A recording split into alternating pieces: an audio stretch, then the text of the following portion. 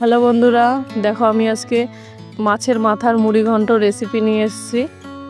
দেখো এটা কিন্তু দুর্দান্ত হয় খেতে। তোমরা দেখো আমি কিভাবে বানাই। দেখো এটা এর জন্য আমি গোবিন্দভোগ চাল নিয়েছি। দেখো চালটা ভিজিয়ে রেখেছি। দেখো কিছু আলু আমি গোল গোল করে কেটে রেখেছি। দেখো পেঁয়াজ কুচিয়েছি আর কিছু কাঁচা লঙ্কা চিড়েছি, আদা বাটা, জিরে বাটা। দেখো মাছের মাথাটা আমি কিন্তু ভেজে নেব এখন। তার আগে একটু আলুগুলো ভেজে নেব।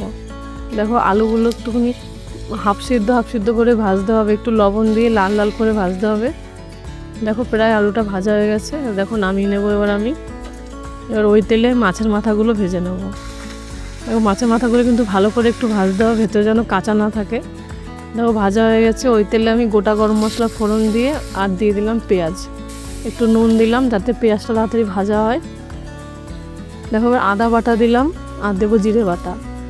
দেখো একটুখানি ভালো করে একটু সাঁতলে লঙ্কাগুলো দিয়ে দিলাম, একটু হলুদ আর একটু ধনে গুঁড়ো। দেখো একটু মশলাটা কষিয়ে আমি চালগুলো দিয়ে দিলাম। চালটাও কিন্তু একটু ভালো করে ভেজে নিতে হবে।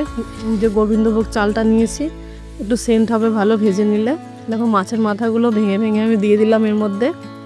এবার আরেকটুখানি আমি নাড়াচাড়া দিয়ে আমি জল দিয়ে দেবো। জল কিন্তু আমাদের পরিমাণ মতন দিতে হবে। ভেজে রাখা আলুগুলো দিয়ে দিলাম। দেখো জল কিন্তু আমার অল্প করে দিতে হবে, কারণ জলটা টেনে যাবে। বেশি জল দিলে কিন্তু ভালো লাগবে না, এটা কাদা কাদা হয়ে যাবে। এটা আমার ঝরঝরা হবে। দেখো এবার হয়ে গেছে আমার। দেখো একটুখানি চিনি দিলাম আর দেখো নামানোর আগে একটু ঘি দেবো আর একটু দেবো ভাজা মশলা। দেখো আমার কিন্তু এটা কিন্তু রেডি হয়ে গেছে। আমি নামাবো এখন।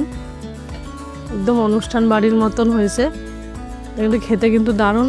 দেখো তোমাদের কেমন লাগলো এটা অবশ্যই কমেন্ট করে জানাবেন।